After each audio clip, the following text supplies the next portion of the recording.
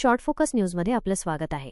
आपण जाणून घेऊया महाराष्ट्र राजकारणातील आजच्या 28 फेब्रुवारी 2026 प्रमुख बातम्या. रोहित पवारांनी सीआयडीला अजित पवार अपघाताचे पुरावे सुपूर्द केले.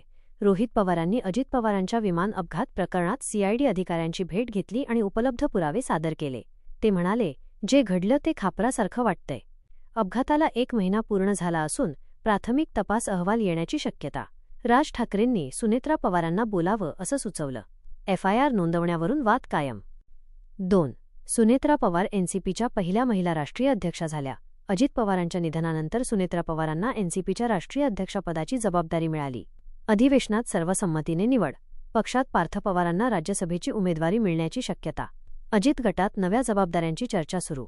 भावुक क्षण आणि पक्ष मजबूत करण्याचा निर्धार. 3. भाजप प्रदेश कार्यकारिणीची पहिली बैठक. आज भाजपच्या नवनिर्वाचित प्रदेश कार्यकारिणीची पहिली बैठक आज मुंबईत होणार. प्रदेशाध्यक्ष रवींद्र चव्हाण नव्या पदाधिकाऱ्यांशी संवाद साधतील. विकासाचा रोडमॅप आणि आगामी रणनीतीवर चर्चा. बंडखोर नगरसेवकांना नोटीस जारी. फडणवीस सरकारच्या कामकाजाला गती देण्याचा प्रयत्न. 4.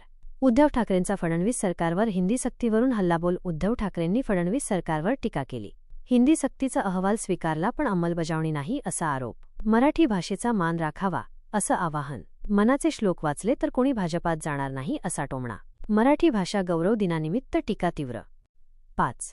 अजित पवार अपघात प्रकरणात क्लीन चिट. घोटाळा बंद. महाराष्ट्र राज्य सहकारी बँक घोटाळा प्रकरणात अजित पवार, सुनेत्रा पवार आणि रोहित पवार यांना क्लीन चिट. न्यायालयाने ईओडब्ल्यूचा क्लोजर रिपोर्ट स्वीकारला. 25,000 कोटींच्या आरोपांवरून प्रकरण बंद. अपघात तपास वेगळा सुरू असून रोहित पवार आक्रमक.